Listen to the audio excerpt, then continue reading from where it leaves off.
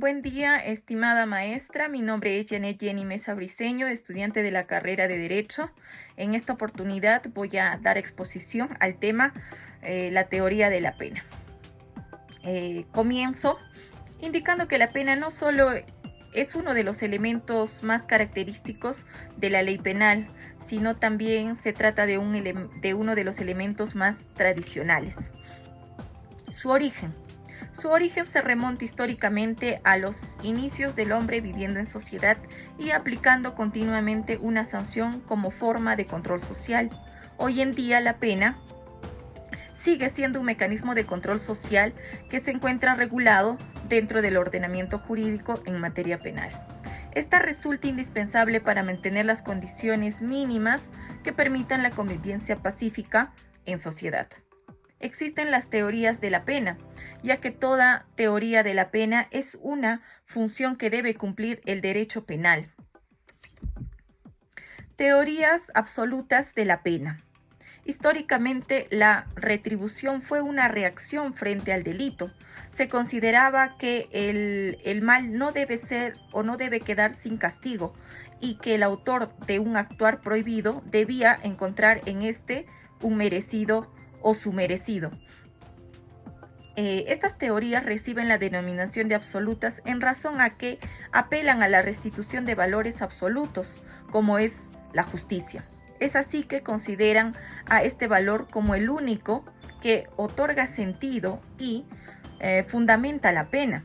Por ello, en aras de restablecer la justicia, la pena es concebida simplemente como una retribución a imponer frente al delito cometido.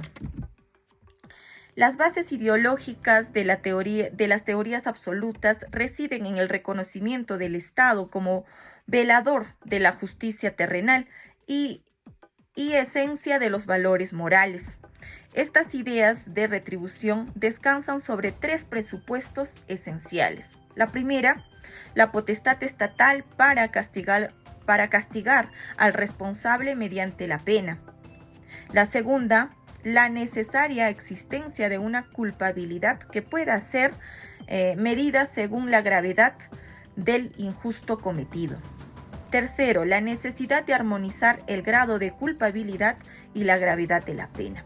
Es importante entender que la pena dictada en la sentencia sea considerada justa tanto para el autor como por la colectividad. Teorías relativas de la pena.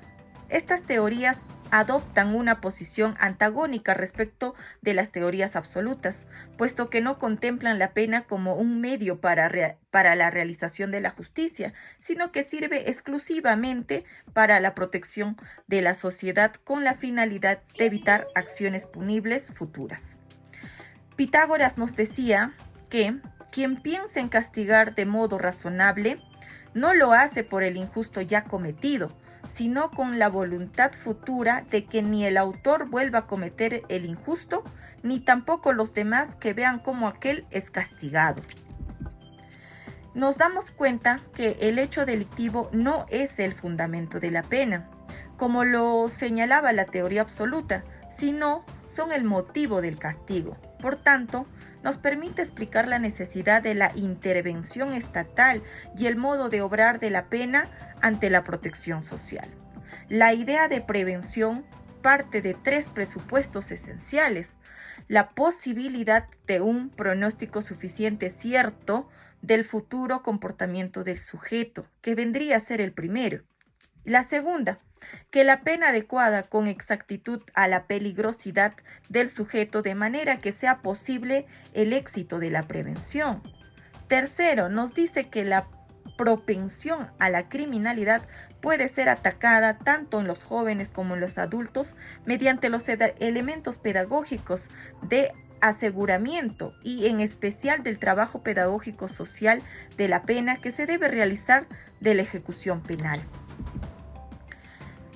En estas teorías absolutas nos hablan tanto de una prevención general como una prevención especial. ¿Y qué nos dicen de la prevención general? Reside esta denominación en razón de que se trata de una prevención que no actúa frente al delincuente, sino frente a la colectividad. ya que al intimidar al delincuente con la ejecución de la pena, ésta actúa como un instrumento educador en las conciencias jurídicas de las personas y lo que encontramos o resulta de ello sería la prevención del delito. Por su parte, la prevención especial nos dice que se encuentra dirigida al hecho delictivo, sino que está dirigida al autor del hecho ilícito. Por ello, esta no se evidencia en el momento de la conminación legal como ocurre en la prevención general, sino que actúa en el momento de la imposición y ejecución de las penas. Su objeto principal radica en que la pena busca evitar que el delincuente vuelva a cometer nuevos delitos. Teorías mixtas o unitarias.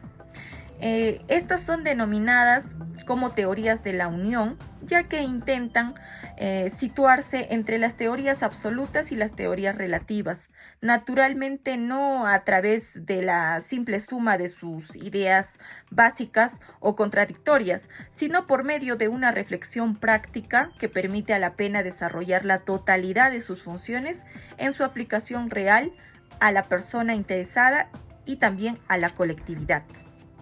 Finalmente, he arribado a las siguientes conclusiones. La pena se justifica por su necesidad como medio de represión indispensable para mantener las condiciones de vida mínimas que permiten un aseguramiento de convivencia pacífica en sociedad. El fundamento de las teorías absolutas de la pena es equiparable a la primitiva ley del talión y recaen en mantener la moralidad y restablecer la justicia frente a la comisión de un delito. Podemos decir que su adopción por parte de nuestro ordenamiento jurídico resultaría inconstitucional al amparo del artículo 139 de nuestra Constitución Política.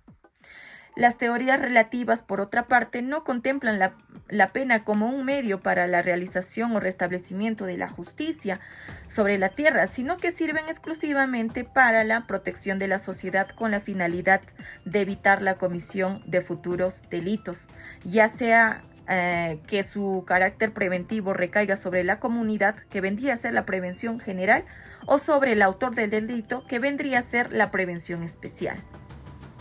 Las teorías mixtas o unitarias apuestan por un binomio de la aplicación del carácter represivo y preventivo de las penas, ya que recogen postulados de ambas teorías, las cuales deben de aplicarse en los distintos momentos en los que la pena interactúa con la sociedad y el autor del delito. Finalmente, la doctrina actual considera que nuestro ordenamiento jurídico en materia penal se acoge a las teorías mixtas, ello en base a los artículos mencionados tanto en la Constitución Política como en nuestro Código Penal. Muchas gracias.